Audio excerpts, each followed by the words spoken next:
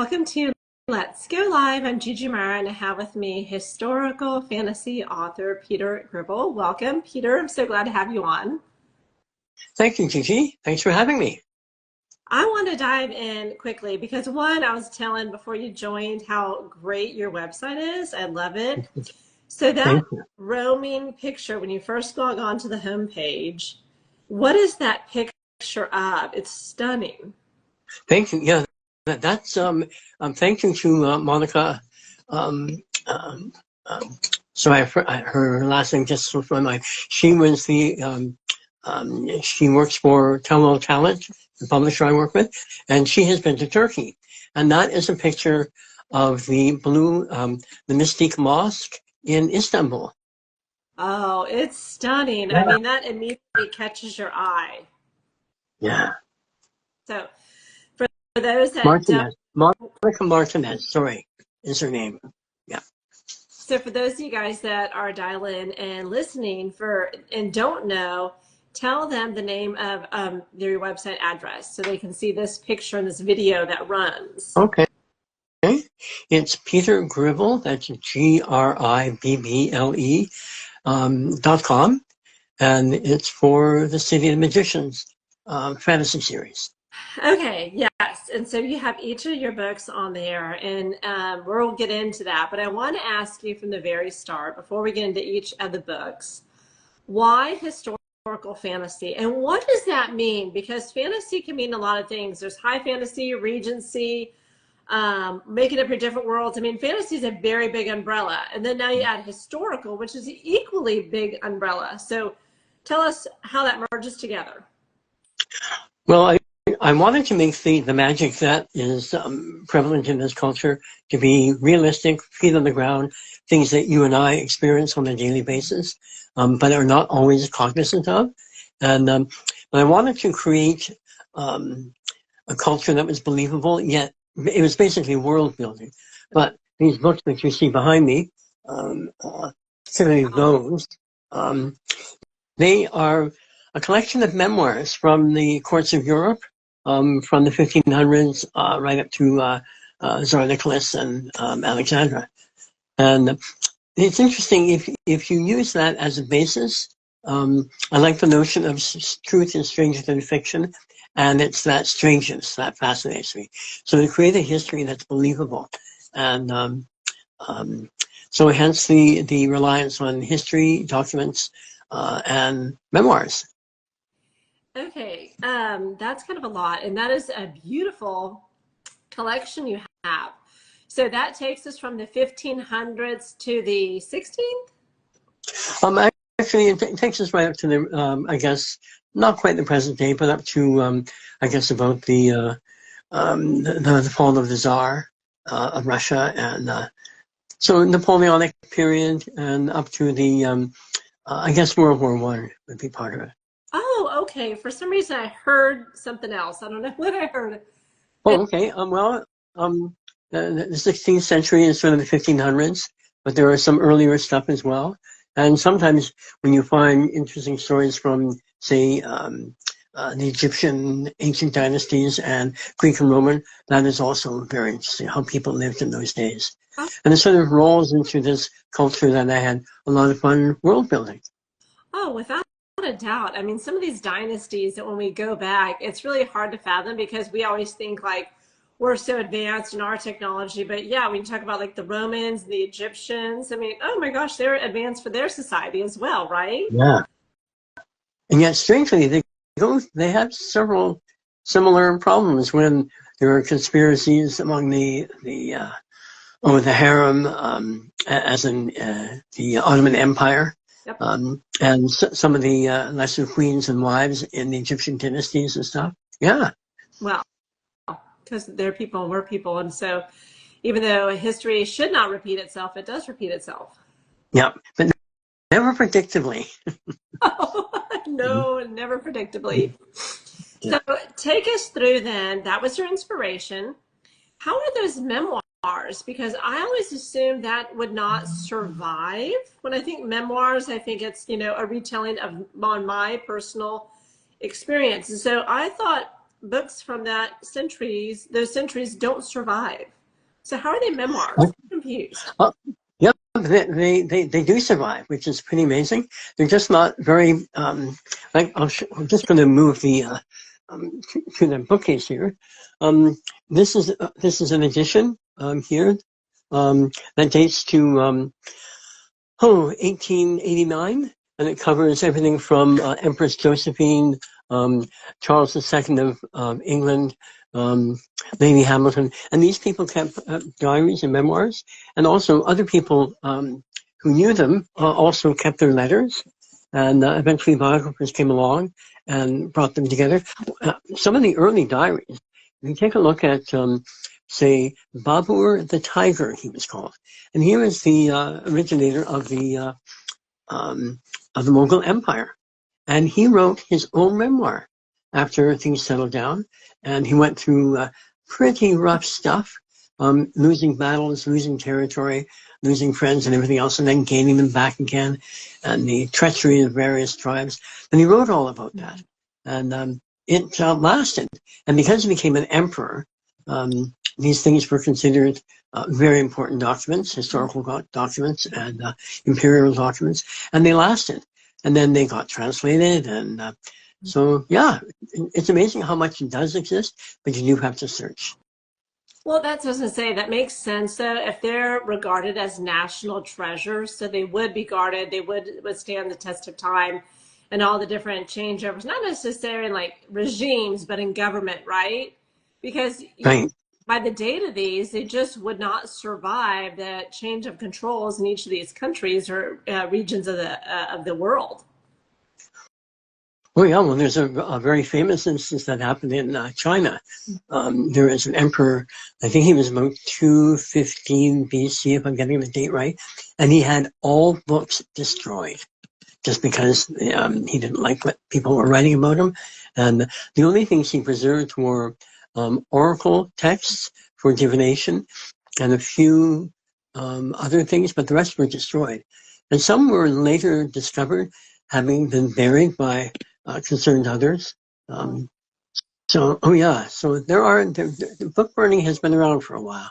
Well, I was going to say, I'm probably going to get this wrong, but wasn't it the last Saxon king of England who was a prolific in writing all his experiences? He had the vast library, all these scribes, because he wanted to document everything and have it as like his own, to memorialize anything. I think I have that king right? King Alfred?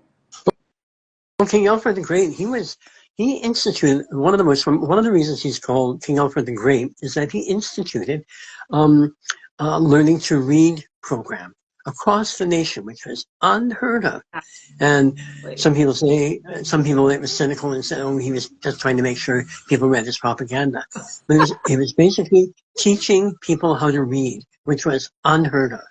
And actually, one of my supposed ancient relatives, Saint Grimbald, Grimbalde, was a holy scholar that he hired, along with two others, to institute this program. And it's in the Anglo-Saxon Chronicle, which is several books that predate the Doomsday Book, which was written compiled in 1086. So about 20 years after William the Conqueror conquered England. Yeah. But yeah, no, they were writing. And then the other person who was also very much interested in having an educated class was Charlemagne. And he had a pretty important court.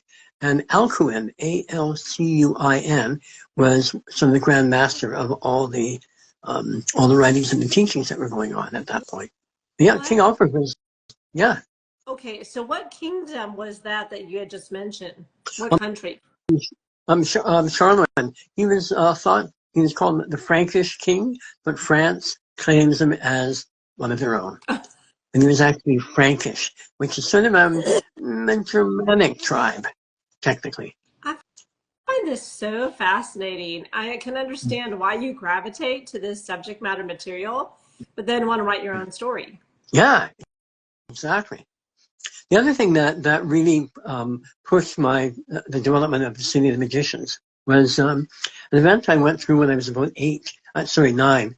I was lucky enough to live in France, and we visited, my parents and my brother and I, we visited the Normandy War Memorial there. Wow. And when we first we lived there for about 3 years in France, but one of the first things we were taught, the first day of school, we were told, there was a war, Germany lost, you don't talk about it.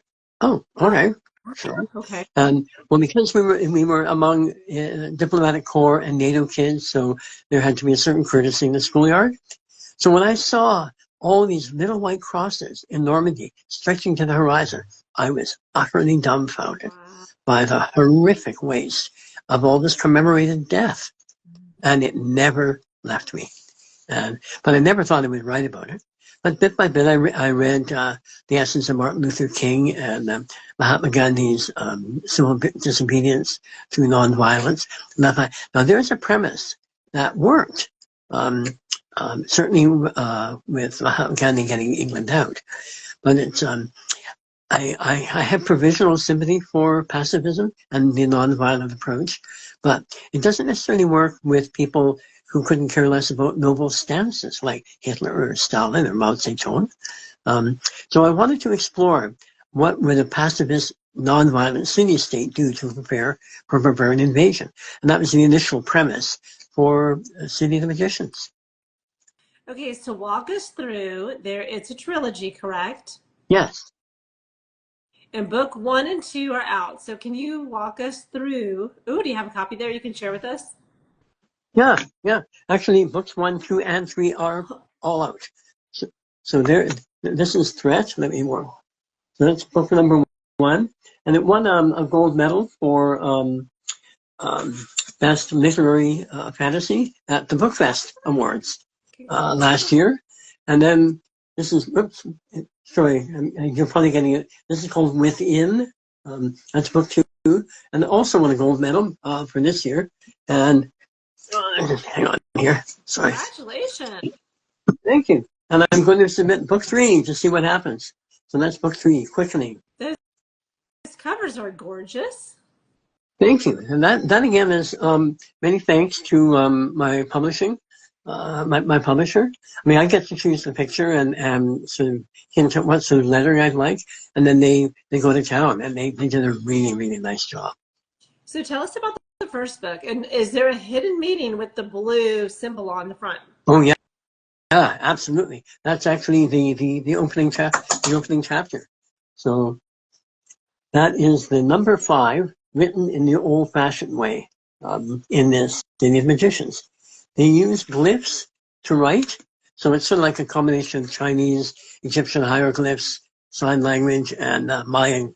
So it's the same sort of thought. Anyway, that blue 5, basically 1, 2, 3, 4, 5, is a symbol that there's something afoot. There's a secret organization planning to collaborate with the same barbarian as the Council of the City of Magicians is trying to contend and deflect and thwart from him burning the place down. Okay, that is so interesting. So take us through the first book. No spoilers. Okay, absolutely. And so well, there are 2 period is it set in? And how much of it is completely fantasy and how much has nuggets of our own history in it?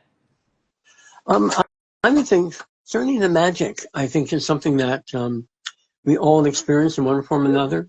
If we're quiet or we're observant, we'll notice, oh my goodness, I turned left down my usual walk. And my goodness, I bumped into someone I haven't seen in 10 years. So, oh my goodness, isn't that crazy? Serendipity. Well, I don't think it is serendipitous. I think in a deep way, we know what we're doing. And in the City of the Magicians, they've just brought this up to a certain better level, but they're also in decline as well. They're very comfortable accepting pilgrims who they're quietly fleecing. So they're having a very comfortable life, but they're going to have awakening pretty soon. Anyway, let me just get...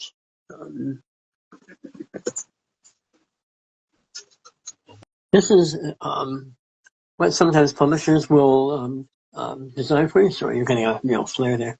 This is a book backgrounder. Let me just read it for you. It's basically what you'll find on the back cover of Threat, Book 1. Go for it. Okay. A journey without departure is the traditional term for telepathic sending. It is a talent few can perform, yet this is a strategy, the city of the magicians, non-violent pacifist, without army or weapons, hopes will mitigate the barbarian invasion coming in 6 months. The plan could work, but then maybe not. Sass, the young man chosen to educate the barbarian, can only think, me? Send these? They made a mistake. Lalia, a city librarian searching for her dead lover's vanished manuscript, is ensnared by a secret society planning to collaborate with the same barbarians. Attempts to extricate herself from the blackmail, double-dealing, seduction, and betrayal force her to realize her final treachery could very well destroy her. Sean, the council's strategist, is fully aware a shadowy opposition lurks behind the scenes, but is striving how to lure it out into the open. He should remember one of the basic axioms of tactics is methodology is seldom prepared for surprises. Both Sass and Lalia are pawns in the strategies of others, yet it only takes a pawn to change the game. Oh, that was so good. Thank you. It was fun. Okay, so tell us then, that picks up in 1, that's like almost the pre or the before the awakening, and is book 2 the awakening, the big event? Well, there are moments of alertness that sort of go through the entire narrative throughout all 3 books. But what happens in book 2 is the barbarian arrives. So book 1 is all the preparations, the missteps, the corrections, the sudden death of, my goodness, the unexpected person, and how things are exposed and fail, perhaps might be successful. And each book ends with a cliffhanger. And so book 1 indicates Sean thinks, okay, everything's in place. I just have to allow Sass to recover. And then suddenly someone reports, oh my goodness, the barbarians are coming. They're coming up the Pilgrim's Way. And that's where the book ends. Sean is horrified. Perfect. Yeah. Well, it's a great way to hook the readers into book 2. Thank you. Yeah. Well, and then book 2 is, without giving too much away, Puru is the name of the barbarian. And he knows that there are 2 factions here. One is going after his heart. The other one is going after his ambitions. And you think, yeah, I know what's going on here. But this is what I want. And so he is manipulating the enclaves, but he's also manipulated by them. So there's a certain struggle that's going on here. Again, with these little moments of insight and awareness, and that something else is going on here. And it doesn't really become more, this particular force, it doesn't really become more obvious until book 3, without giving too much away. Oh, don't do that. So is book 3 the continuation, obviously, of the story, but is also the closure of the story, or is there more? It's the closure of the first trilogy. I'm actually working on books 4, 5, and 6 of the second trilogy. Okay, so yeah. How long are these books in general? Page count or word count, however you want to measure it. Okay, book 1 is, I have to look it up. Books 2 and 3 are close to 600 pages. Book 1 is, I think, 300 pages. Book 1 is 300 pages. Did you say book 2 and 3 are 600 pages each? Yes. So you have to sort of clear some time. These are things these are books you can sink your teeth into. Well, and that's what I love about fantasy, because fantasy does tend to be bigger, longer stories, because there is a lot of detail, a lot of narrative and world building. That's where the details are. They're so rich in that storytelling. Right. But I hope that the world building does not get in the way of the story arc. The story arc is very important, And this is why I want the thing to feel. When a person is reading City of Magicians, they should feel like they're a citizen of the City of Magicians.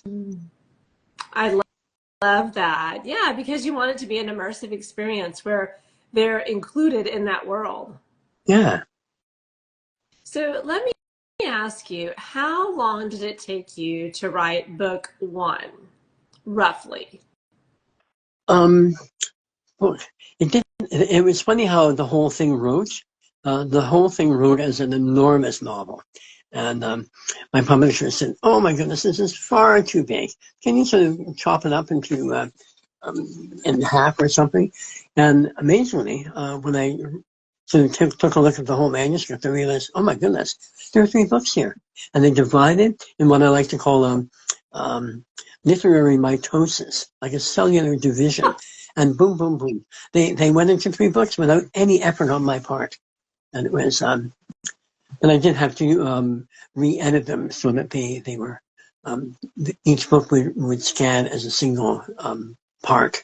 Okay, Yeah. Peter, if I heard this correctly, you're saying you wrote all that in one, like In in one one, go. not sitting, but at one period of time. So you have Yeah. 1,202 books, and then you have another 300. So you wrote 1,500 pages Yeah. all at Yep. once, so to speak. Yep. And that took basically about 13 years. Wow. But then when the books became 3 instead of 1, that was an additional 5 years of editing, making sure everything's scanned and everything, and there were no plot mistakes or errors. And then an additional 2 years when my editor at Tellwell Publishing, Tellwell Talent, got a hold of it. He was a lot of fun to work with. Simon Ogden was, we clicked really well. He knew what I was after. And I think he enjoyed the process too. So it was, so 13 plus 5 plus 3, that's 20 years. Okay, let's pause right there because I want everyone who listens and watches 21 years to be dedicated to see a story that you started come to market. I love that because so many people give up. There's a book in most of us, right? But we talk Right. ourselves out of it. There's excuses. I'm busy, new job, raising the kids, Right. on and on and on, right? Yeah. But Yeah. here you had the tenacity and wherewithal to write for 13 years, bless your heart, edit for another 5, bless your soul, and then rework it with someone as needed over the course of 3 years. That's remarkable.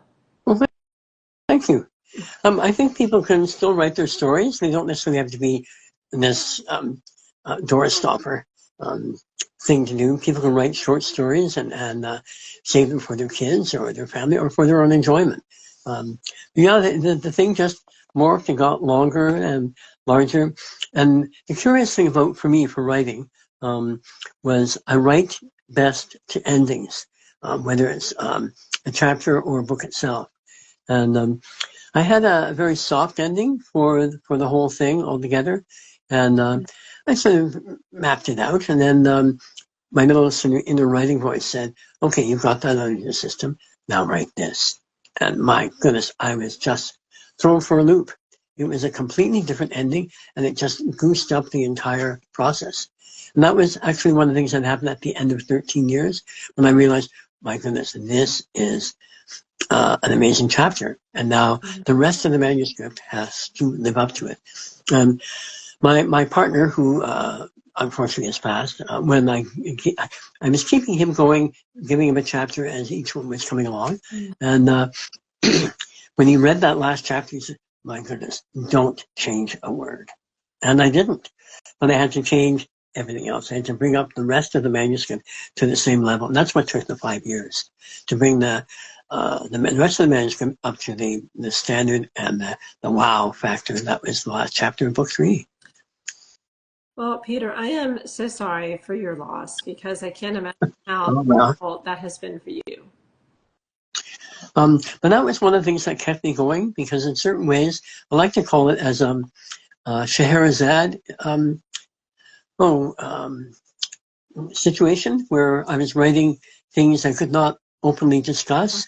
He was someone who did not feel that a spiritual or an inner life was worth examining or developing. And that's because he had a peculiar, well, not peculiar, rather traumatic experience when he was about 9 or 10. He had a best friend in school, and he got very ill, and his father was a doctor, and so this child has to undergo medical intervention.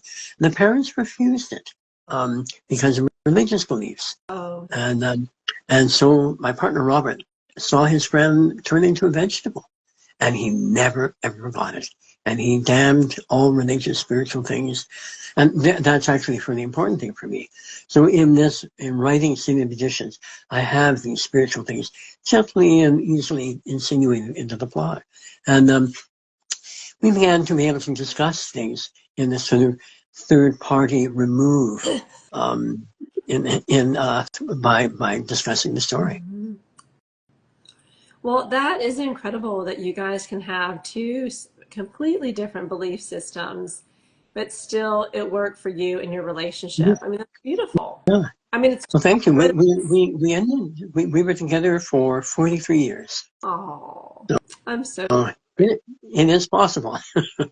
Well, and it seems like if he was able to read the ending, I would imagine for you, yeah, you want to stick with it because it'd be pretty hard to give up pieces of him because you've already lost him. So I would imagine this, is this like kind of when you were editing, living it all over again with him, all those nights, all those read this chapter, what do you think? Yeah. Well, that's why book 1 is dedicated to him, to Robert, first pilgrim, first person to have read it. Oh, that is so sweet. Thank you. Well, he was also a very good editor. He would say, "Oh, what's going on here? I don't quite understand this," or something like that. And so he was a very good first editor. So, yeah. That's amazing, though, that you had that support system right next to you the whole time to encourage you. I always tell people, you're not choosing to be an author once, you're choosing to be an author every single day.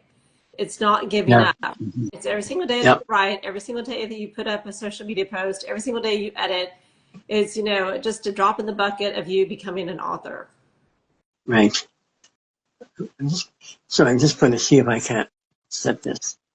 It's probably easier for people if this phone stays still. There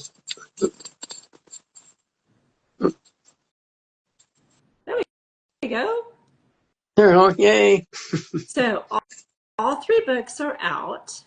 Yeah. Have you started, now, I say this, have you started writing the next trilogy? And Absolutely. If you have, what lessons have you learned from writing the first to now going into the second? Well, some chapters are complete. There's an interesting thing that happens with me anyway, and I've heard this from other people as well, other authors, is that sometimes there are images and or characters that are there as large as life, and they demand or they insist on certain things happening, and so sometimes and you have to write towards them, and they're sort of like writing to endings again, and so yeah, there are some things that are complete, and they're very far away in like I've got the opening of book 6. It was there very early on, and it was also a surprise to me as well. If it's a surprise to the writer, it should be a surprise for the reader as well. And so yes, I think very definitely I've become a better writer, but my perspective has changed because of the way book 3 ends. So I have to write from a different point of view, which is great, because I don't want the story arcs to become familiar or predictable or formulaic. Okay, so Peter, explain to me when you said, and I meant to ask you this earlier, I write for the endings. What does that mean? Sometimes a story will go, or a chapter or whatever, will go all over the place. And if you know where the end goal is, then, okay, yeah, they can wander all over the place. But the ending is, boom, this. And sometimes the ending will be a surprise, particularly if the narrative has gone somewhat convoluted. I like it when endings are a bit of a surprise, when they sort of wrap things up. That basically also tips another avalanche of activity or story development. So, yeah, if I've got a snappy ending, or someone says, "Oh, I know what this is," boom, and yeah, it's a lovely way to write towards. I don't have too many problems with the blank page. I can write anything on a blank page. Where it's going, that's the tricky bit. And if it's there, oh, I know where this is going. Sometimes the last line is there before the first line is there. Wow. Okay. And is this the case only at the ending of the books, or are you saying at the end of the chapter even? Sometimes you're like, okay, Yeah. we're going to go on this journey, but you know the ending of every single chapter first. Pretty much. Sometimes there are surprises. Sometimes I think it's going to go somewhere, and the book itself will surprise me, which I love. I just love it when the book says, try this, and I do it. Oh my goodness, this is so much better than what I had planned. It's not consistently I write towards endings. Sometimes endings will come as I write towards some, oh, this is the ending, and it falls into place and goes click. And That is fascinating because I've talked to a lot of authors, and I love the process of writing. I always tell people that are new and aspiring, there is no right or wrong way. There's just your way. And sometimes we have to figure out what is our way because we don't even know who we are as writers and authors. But I've never heard anyone say, I know the ending every single time. Most are like you said, we're wandering all over the place. This will come to an end. I just don't know where it's at, nor does my characters.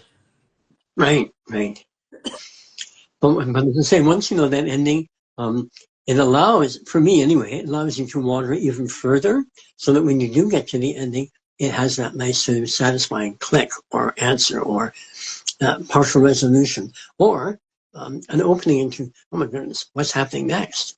But yeah.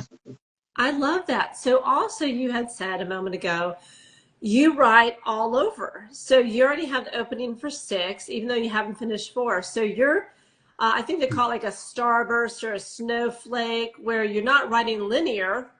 You just write the scenes as they come to you. Is that correct? It's partially that, and I think people call that pantser, where they just write and just let anything fall. Sometimes I write that way, but then when I come back and just say, there was one scene when someone is struggling through a desert and quite possibly on the edge of dying if he doesn't get some water or something. And his thoughts are going all over the place, and it became 5 pages, which was excessive. And then I let it sit there for a while, and then maybe a year later I came back, okay, now it's time. And it reduced wonderfully into basically half a page, and it became clean and tight, and all the excess just went to, but I never throw anything out. So I have if I excuse me, if I edit something out, I keep it in a separate file called fragments. So I have fragments for book 1, fragments for book 2, 3, and so on. So that in case I just say, ooh, there was a nice turn of phrase that eludes me now, but if I still have it, just right, this is what should go back in to the into the narrative. So I never lose anything. So I'm very careful about, I don't delete anything. I will cut and paste and put it into a separate file. I think that's genius. I love the word fragments. That's so perfect. Do those fragments ever see the light of day, like a bonus deleted scene or something that you'd ever share with your fans? Because, fans love all that behind the scenes stuff. Okay. There's a lot. I think reading City of Magicians is quite enough of a beloved labor than going through all the. But I've thrown nothing out. So if a fan base does insist, hey, I want to see what this stuff looks like. Yeah, it's there. Well, it's a peek behind the curtain of Oz, right? We all want to. Yes. Oh yeah. Right. Pay no attention to that man behind the curtain, right? So you have started the new trilogy. Yes. How long do you anticipate it'll take you? Will it go faster this time, do you think? I'm hoping and praying it will. It better not take another 20 years. I'm 74 now. That would put me into 94 by the time book 6 is finished. I'm hoping book 4 will take no more than 2 years, but I would have to do that dedicated thing. When I was fully dedicated during those first 13 years, and also being the prime a caregiver for Robert. Yeah. I was writing 5 to 8 hours a day, every day, without fail. Oh my goodness! Yeah. That's And it just became a regular sort of thing that you got up, made breakfast, made sure Robert was okay, did he need anything, and my hearing during his he took 10 years to decline, which was very difficult for him, which is one of the reasons I was writing the book for him as well. I helped him keep going. I'm not sure I always did him a favor by doing that. But bless your so heart being a caregiver. That is one of the toughest challenges in life. One of the hardest things to do. but if you have a regular day that is basically invariable, it also helps the person you're taking care of as well. I think that there's something inherently reliable that's in your life and predictable and stable and available. So and so during that time, I was writing and take a few breaks and check to make sure that he needed something or whatever. And so that went on for quite a while. 10 years of being a caregiver. You're working and writing around those responsibilities, because obviously he's number one, but 5 to 8 hours a day in addition to being a caregiver. I mean, that's phenomenal, Peter. Well, you have to be pretty organized. Discipline, tenacity. Yeah. I mean, a million things. A saint. A million things.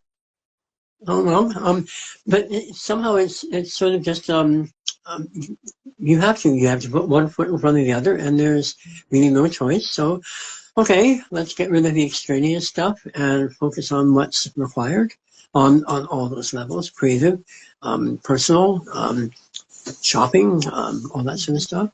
So, yeah. You end up living as I say, a very regulated life, and that allows you to write 5 to 7 hours or 5 to 8 hours a day. So was that your cathartic outlet? Because I know being a caregiver and his reliance on you, caregivers can get burnt out. They need a break. So is that kind of how you escape? Was that a world that became your own?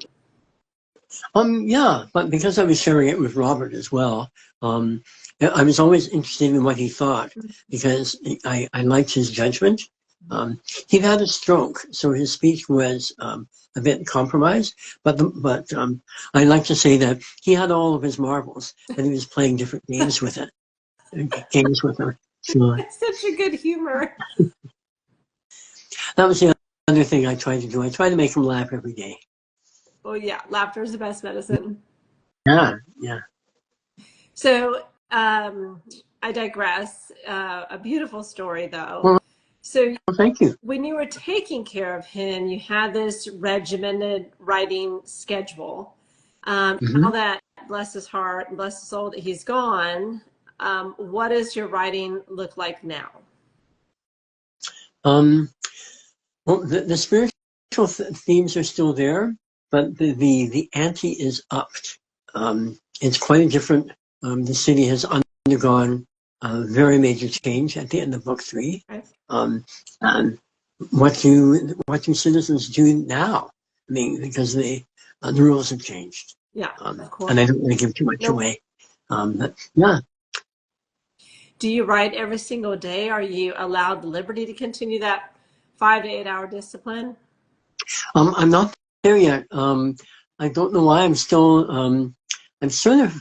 I'm not writing as consistently. Absolutely not. I have to clear things away. I'm going through a marketing thing that is sort of challenging me because I'm pretty. I like living under rocks. Like many authors do. We're not usually outgoing. Yeah. So the marketing is distinctly an adventure, and but it's gobbling up a lot of time. Like this is as you know, I've been having trouble with Instagram. This is my very first social media platform I've ever been on, Oh, and so you are my baptism. I am proud and happy to be the first interview on Instagram. Well, thank you, thank you. I'm glad. No, I'm also interested in your writing as well. I'm always interested in talking with other authors. How did you start?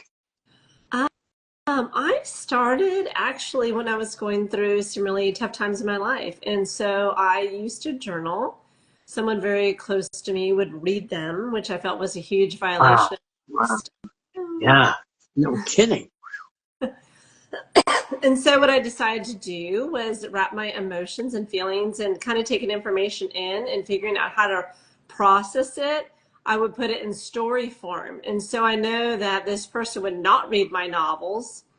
And it was a way for me to work through some of the heartbreak, the betrayal, lies, trauma, you name it. And so I actually have 10 of those novels written, and I doubt they'll ever see the light of day. Wow. Mm-hmm. I mean, you haven't published them? Oh no. Oh no. Oh my goodness. I, Oh my goodness. geez, what was That's too the year? bad. I think it was like 4 years ago, maybe 3 years ago. I kind of opened the vault, excuse me, Mhm.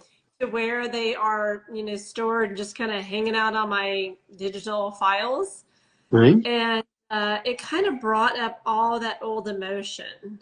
Oh no. Oh, okay. Uh, I understand. I don't, and I don't want to liken my situation to your loss with Robert. I would never do that. But I'm sure after you lost him and you had to turn back to writing, it brings things up.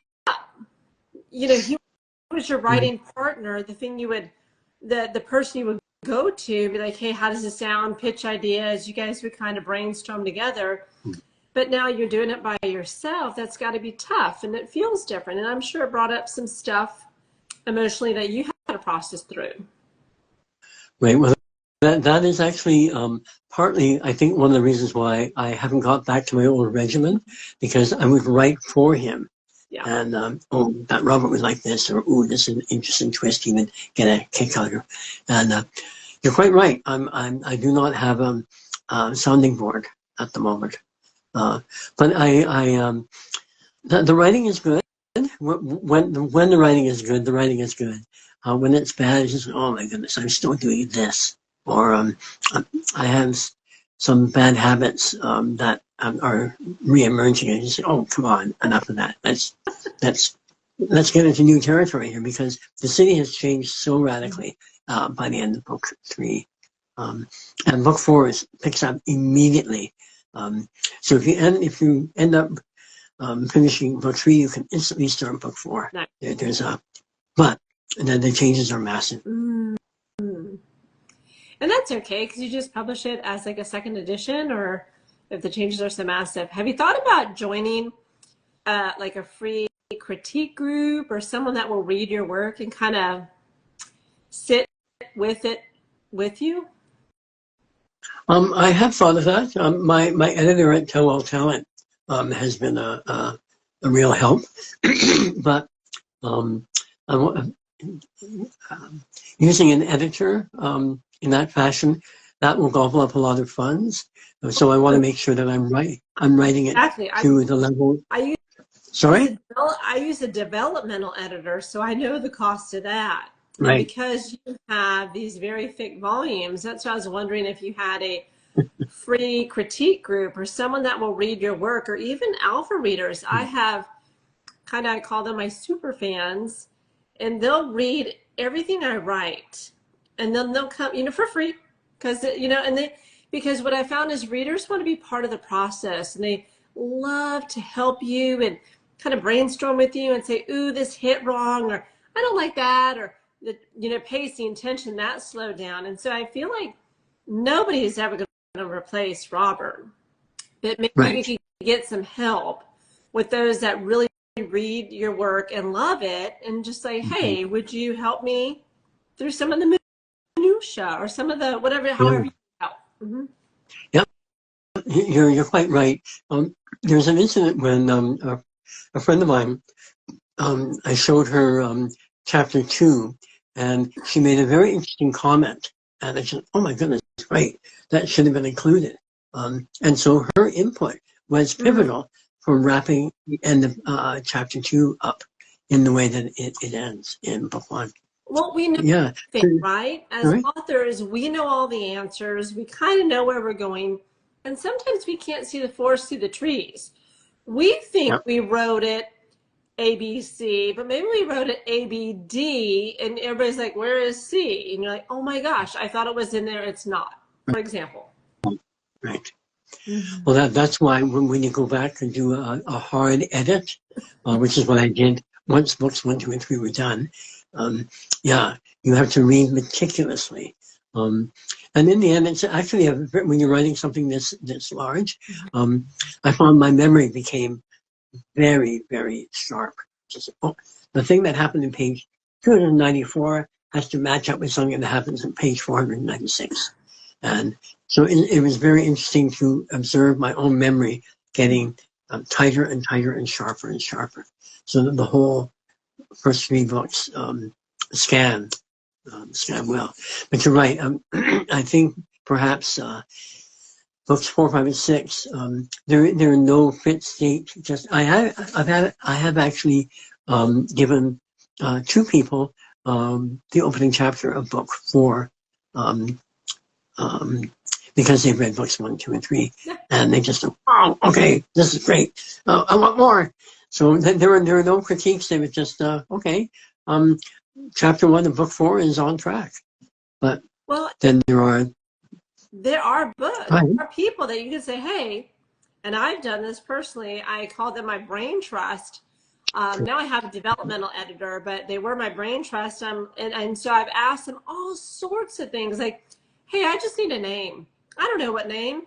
Or I just need a ethnicity or nationality, or I need a different storyline or a plot twist." And I just would toss it out to my brain trust because they are so invested in helping, and they love the idea that maybe something they pitch to you ends up in your book.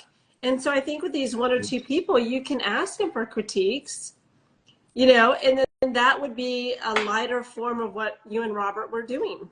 Yeah.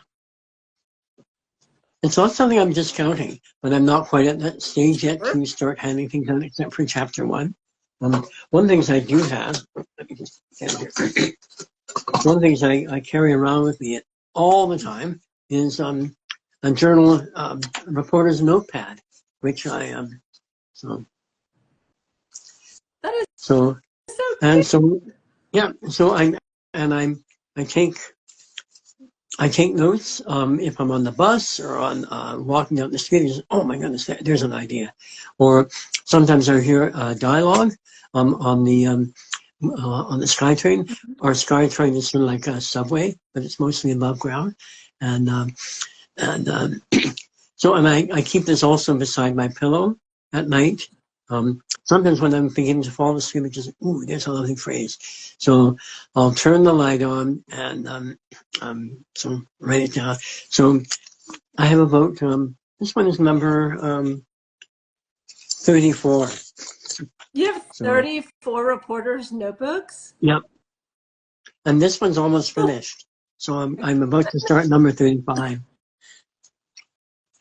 Okay, that is impressive. That is a lot of notebooks, a lot of ideas. Yeah.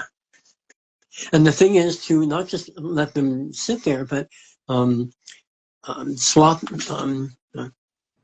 I'm embarrassed to say I haven't done anything with this yet, but what I do is that I go into either books 4, 5, or 6 to say this would be good here, and then once that is done, I will stroke it off and put a check mark, and so it's just sort of again, these are daily habits that are essential if you're going to write something of this size. Okay, I love that though, because we're always looking for tips and tricks, and people think you have to get fancy with all the digital, like there's Notion and there's a million different systems, and I'm an old school paper girl, like I have my little here. Yay. And there's my to-dos. Yeah. I know exactly what you're saying. I love Now, your. the interesting thing is when I'm editing, I'll edit. I'm getting more and more that I can edit on the screen on my laptop, but but during those first 18 years and stuff, I would frequently print out the chapter I was working on, and I would spot things on the paper that were oblivious to me on the screen. So reading on paper and reading on the screen are two very different Oh, things. Peter, Um, I totally agree yeah, with you because it seems yeah, like they just jump out on the page, but when it's on a screen, I don't know. We seem to go like blind to our yeah, own mistakes. yeah, And I'll even know, like, I'll use the wrong word. It's a legitimate word, but I'll just use the wrong one. right, And sometimes my eyeballs just read the wrong one. I'm like, what the heck? right. On the, And then when you print it, just saying, who did this? oh, yeah. Because nothing is worse than finding typos. And I am blessed that I have an editor. I have a developmental editor. So by the time it goes to my ARC readers, there's about 5 sets of eyeballs that have looked at it. Excellent, And excellent. sometimes typos still get by, and you're like, how did this all happen? There's a famous story. My goodness, this must be 30 years old now. I think it was either Oxford or Cambridge, and these very erudite dons and masters and professors were compiling a book, and they were reading it very, very carefully. And this was going to be the best book that University of Oxford Press would be putting out. And they proofread it and everything else. And finally, it got printed, and they thought, oh, the most perfect book that has ever been published. And the secretary, a receptionist, said, oh, you know, there's a spelling mistake in the preface. Said, oh. So, Okay, I love yeah. that. Yeah. I was reading, I never remember the book name, but it was Hillary Rodham Clinton and someone else. She had, you know, like a dual writer, and I can never remember. It's like a black cover with a. Oh, Louise Penny, Canadian writer, Canadian mystery Yes. writer. Yep. She's an amazing. I know her. Louise Penny has done extraordinarily well. She used to be the host of the public radio station in Montreal in Quebec, Oh, and that's where I met her. And you were. that is cool.